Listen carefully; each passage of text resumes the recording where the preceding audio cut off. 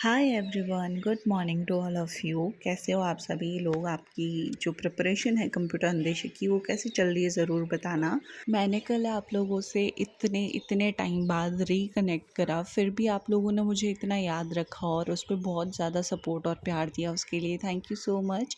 और देखो, computer instructor में आप लोग पूछ रहे हो कि आपकी टाइम मैनेजमेंट या स्ट्रेटजी क्या है। सीरियसली बताऊँ, मेरा कोई टाइम मैनेजमेंट नहीं है। मैं जितना टाइम मिल रहा है, जिस पोजीशन में जैसे मिल रहा है, मैं दूध गर्म कर रही हूँ चूल्हे पे तो भी मैं पढ़ रही हूँ। मेरे को जैसे टाइम मिल रहा है ना, मैं वैसे ही पढ़े जा रही हूँ। तो वैसे ही, क्योंकि इतना सारा ब्रॉड सिलेबस है, उसके अंदर हम टाइम टेबल बनाना थोड़ा सा डिफ़िकल्ट होगा, वो भी अब 3 महीने के लिए।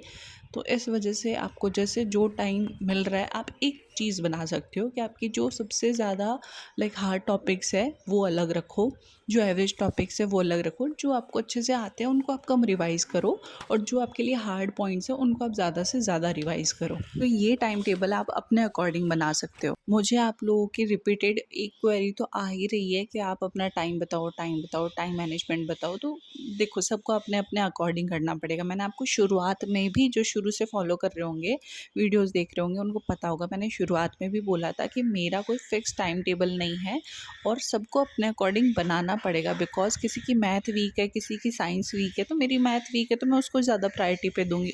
चलो, मैं जो फंडामेंटल का सेकंड टेस्ट सीरीज़ का वीडियो है वो देखने से पहले जो मैंने कल पढ़ा था, वो मैं आप लोगों के साथ छोटे छोटे कुछ पॉइंट्स हैं।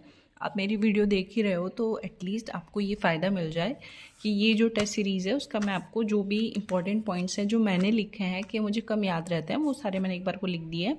तो हो सकता है इनमें से भी आपके कोई कोई क्वेश्चन बैठ जाए।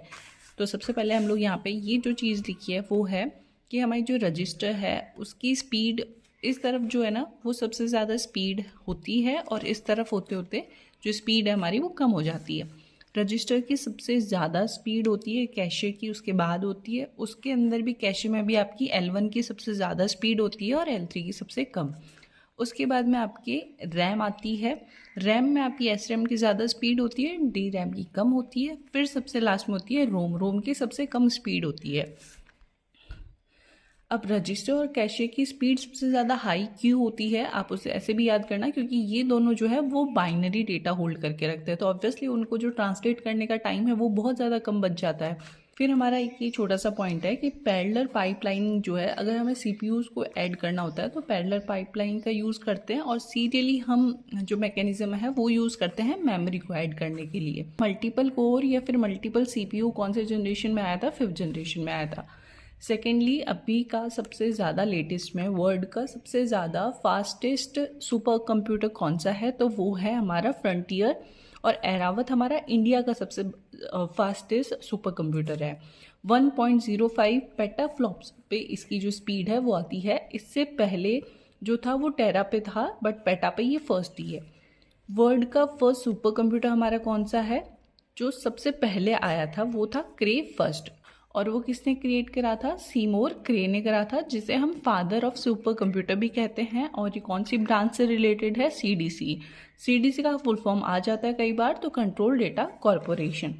उसके बाद में हमारा इंडिया का फर्स्ट सुपर कंप्यूटर कौन सा था? वो सीडेक ने क्रिएट करा था, जो कि था परम 8000। 8000 क्यों? क्योंकि उसमें 8000 आईसीज लगे थे। सीडेक का फुल फॉर्म आ जाता है centre for development of advance computing. Okay, India first हमारा एआई बेस्ड सुपर कंप्यूटर कौन सा? ये प्रीवियस कुछ एग्जाम में भी क्वेश्चन पूछा गया है, वो है परम सिद्धि एआई। अब मुझे हर बार ही ना ये प्रिंटर में कुछ कन्फ्यूजन क्रिएट हो जाती है, तो उसको भी आप लोग कैसे याद रख सकते हो? कैरेक्टर प्रिंटर के अंदर हमारा आता है डॉट और डेजी, ये दोनों हमारे इम्पैक्ट प्रिंटर्स है। और इंकजेट आता है, वो भी कैरेक्टर प्रिंटर आता है, बट इसकी जो स्पीड है वो पेज पर मिनट में मापी जाती है। और डॉट और डेजी की हमारे जो स्पीड है वो कैरेक्टर पर मिनट में ही नापी जाती है। कैरेक्टर पर सेकंड आप कर सकते हो प्रायोरिटी पे, और अगर कैरेक्टर पर सेकंड ना हो तो आप कैरेक्टर पर मिनट को प्रायोरिटी दे सकते हो। सेकंड हमारा आता है लाइन प्रिंटर। तो लाइन प्रिंटर हमारा होता है चेन वाला या फिर बैंड वाला, ये दोनों इम्पैक्ट प्रिंटर्स होते हैं, और ये लाइन प्रिंटर होते हैं, इनकी स्पीड होती है एलपीएम। एलपीएम मीन्स लाइन पर मिनट। ओके, पेज प्रिंटर होता है हमारा लेज़र और थर्मल। थर्मल और लेज़र हमारा पेज को प्रिंट करता है, तो इसलिए यहाँ पे जो हमारी स्पीड हो जाती है वो पेज पर मिनट हो जाती है, और ये दोनों ही नॉन इम्पैक्ट की कैटेगरी में आते हैं। इम्पैक्ट वाले वो होते हैं जिनमें हैमर या फिर कोई चीज़ लाइक पेपर के ऊपर पुश करी जाती हो, उसको हम लोग बोलते हैं इम्पैक्ट, क्योंकि उसमें जो ब्लैंक पेज होता है उस पर लाइक पुश किया जाता है, इम्पैक्ट करा जाता है इस वजह से। और कुछ इंपॉर्टेंट क्वेश्चंस होंगे जो कि टेस्ट सीरीज 2 या फिर देखो मैंने आपको बताया था, मैं आपको दिखा देती हूँ।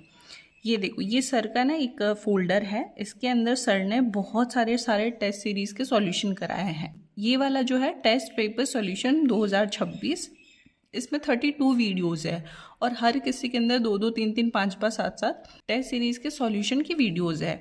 तो ऑब्वियसली अभी मैंने स्टार्ट करा है कंप्यूटर फंडामेंटल, और उसके अंदर 2 वीडियो है जिसमें से मैंने फर्स्ट पढ़ा था, उसमें जो भी इंपॉर्टेंट थे वो मैंने आपको बता दिए। ऐसे ही मैं सारे जो भी लाइक इनमें जो भी वीडियोस वगैरह है, जो भी वहाँ से इंपॉर्टेंट पॉइंट्स निकले वो मैं पेपर पे लिखकर आपको वीडियोस के थ्रू बताती रहूँगी। बिकॉज मैं नहीं चाहती कि आप सिर्फ मेरी वीडियो आओ, देखो और चले जाओ। एटलीस्ट उसमें से कुछ आपके बेनिफिशियल के टॉपिक्स आप लोग ज़रूर पढ़ के जाओ जो कि आपको याद रहे।